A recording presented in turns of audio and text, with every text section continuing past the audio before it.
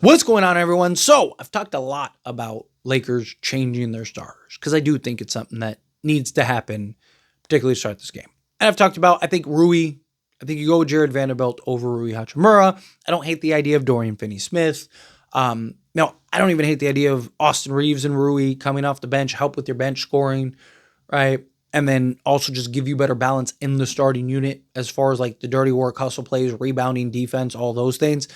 Right? And then also, my big argument is Luka loves to go off in first quarters. I understand he had the tummy game and he wasn't great that game, but you got to imagine more often than not, he's going to have really good first quarters, right? You saw it in the first two games. And Lakers had the lead at the end of both games that he went off in the first quarter because that's usually where he likes to get going, likes to really ball out in the first quarter. So you don't need all this shooting and like you need guys like in a perfect world, you have legit two-way guys, right? You have legit two-way athletes, right? You have guys that can be 3 and D, right? You have, 3 other Dorian Finney-Smiths out there on the basketball court, right? Shooting better than he has been recently, right? Like, but we don't have that. You have a lot of one-dimensional guys that are either great shooters or great defenders. With Luka wanting to generate most, if not all, of the offense in the first quarter, I think it makes more sense to go with your defensive pieces, your defensive units. So I think you go with like a Dorian Finney-Smith, a Jared Vanderbilt, whatever, or go with both. But a big question has been Jackson Hayes, right? This is a terrible matchup for Jackson Hayes. Jackson Hayes just hasn't been good, right? He's like unplayably bad in this series. And look, I've talked for months how I don't buy Jackson Hayes as a starting center. I got a lot of pushback for that, right? Which I understand. He was, playing well and doing things. But again, playoffs and regular season, not the same thing. Right? And another big thing that I talked about is, what happens? I talked about this last year. What happens when our offense dries up and we can't stop anybody, right? Like you saw it at the end of games. It was tied 103-103 with 4:37 remaining. And Lakers scored 1 point. And that was an Austin Reeves free throw. And we got outscored 13-1. Right? I said Lakers from the beginning going into the series is going to live and die by small ball or medium ball, as a lot of people put it. So with Jackson Hayes playing so poorly, Jackson Hayes, again, I do think Jackson Hayes has more value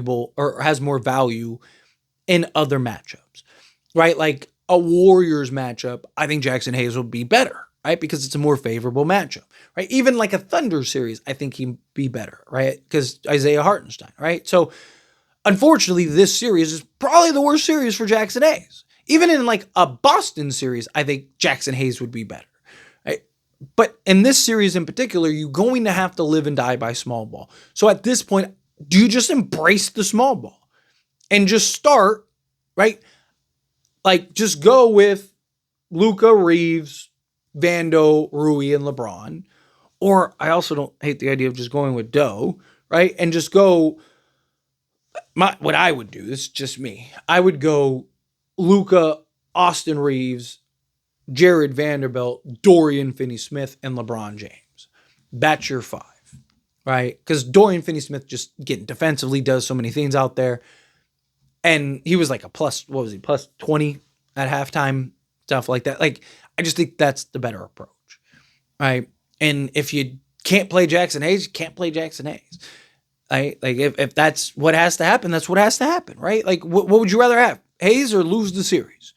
Right? Like, I'd rather try to win this series and give you the best shot to do so. And then also, again, to start games, Luka likes to go off, right? So now you have Dorian Finney-Smith and Jared Vanderbilt doing the dirty work, making the hustle plays.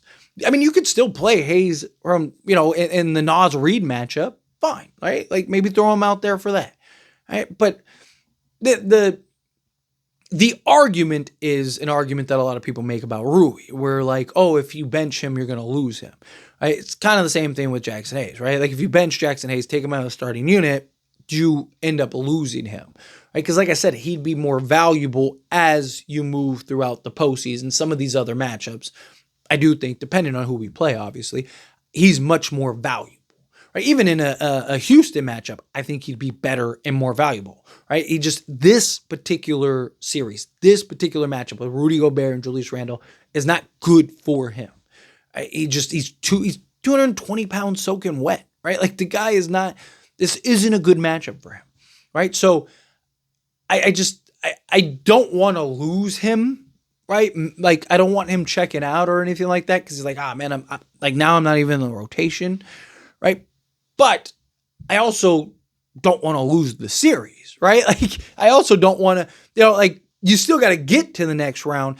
And again, you can always go back, right? You can always just tell Hayes like, hey, this isn't a good matchup. This isn't a good matchup for you, buddy. Like, if I can get you spots, I'll get you spots. But, like we need to get through this series. And then when we play a Warrior team or a Houston team, I get you back into the starting unit. I get you back playing normal minutes, right? Like, and again, like you can always make the change accordingly. You can always make the adjustment accordingly. You can always figure it out how you need to figure it out. Jackson is only playing like 8 minutes a night anyway, right? So again, like you give him 10 minutes but sprinkle it throughout, right? If you have to, like Naz Reid's in the game. See what Jackson Hayes can provide, right? Like see if that's just more favorable for him. Like Randall and Gobert are on the bench. Cool. This is a good Hayes moment. This is a good Hayes opportunity. Let's throw Hayes out there and see how it goes. I just think, again, I talked about it very heavily going into this series that we're going to live and die by the small ball, right? Guys need to hit shots. Guys need to buy in on both sides of the basketball. You need to defend. There's a lot that this team needs to do. And the best chance you have of getting that done is by going to guys like Jared Vanderbilt and Dorian Finney-Smith and, having those guys out there to do the dirty work. Jordan Goodwin. I mean, I thought he had some great plays for the Lakers. I think you're going to have to lean into those dirty work guys more because, again, a lot of the Lakers' issues have just been we just getting outworked, getting out rebound, out hustled, all of it. Right? So, to me, who are your guys that can counteract that? Who are your guys that will chase down the loose balls, that will sacrifice their bodies, that will make the winning plays, that will do the dirty work like Minnesota's guys are? You see Naz Reid and and these guys come in and they're doing the dirty work. They're making the plays. They're hitting the shots. They're doing the things. So how do you counteract that?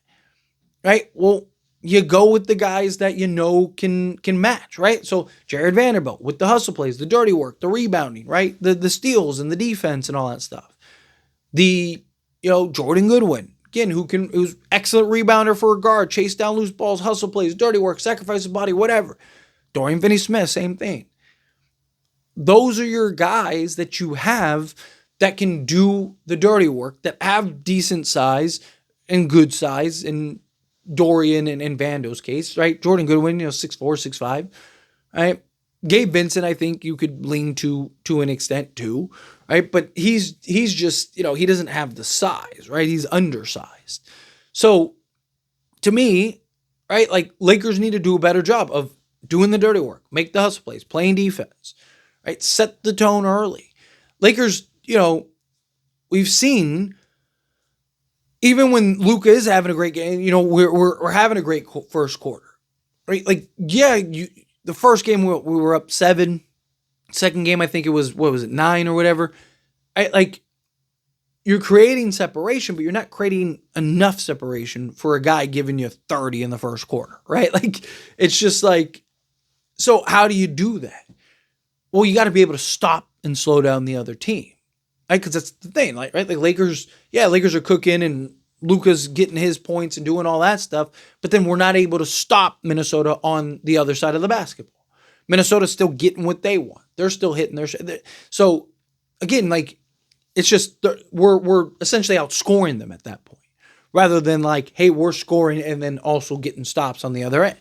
You saw it more game 2 for sure, but like game 1 was a big problem, right? Like our offense wasn't great outside of Luka, but we also couldn't stop Minnesota, and then Minnesota just.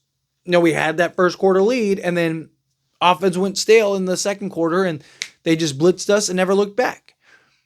Right? Well, how do you kind of balance that? You have the defense. You have the hustle guys. You have the dirty work guys, so that way you can generate stops. And then if the offense is cooking and the offense is clicking, guess what's going to happen? You're going to create more and more separation. All of a sudden, you start really, filling that gap. right? And that's what I think the Lakers need to lean into. I think, embrace the small ball, right? Like, we knew going into this series that if we're going to win this, it's going to be on small ball. It's going to be a stretching Minnesota out, them not being able to match up properly, guys hitting shots, us doing the dirty work, making the hustle plays, right? Luka, LeBron, and Austin Reeves providing a large majority of the offense. It's probably how we're going to win most of the series, if not the entire postseason. But you got to get through the postseason, right? And again, we play a Warriors team. That small ball is now actually big, right? But against Minnesota, you're not very big. But you have to live and die by the guys that you have. You have to embrace what is your best chance? What gives you the best opportunity to win this series? And it's going small. It's playing more Vando and Dorian Finney-Smith and Jordan Goodwin and those guys. That's what you got to do. But let me know your thoughts and opinions down in the comments below. What do you think? If you feel what your thoughts? Agree with me? Disagree with me? Kind of mixed in the middle? How you feel either way? I would love to hear it. So let me know down in the comments. That being said, if you haven't liked this video, hit that like button. Helps me a lot. So we enjoy these types of videos. Truly appreciate it. Not subscribe channel, hit that subscribe button. Turn on the bell notifications. Appreciate y'all. See you in the next one.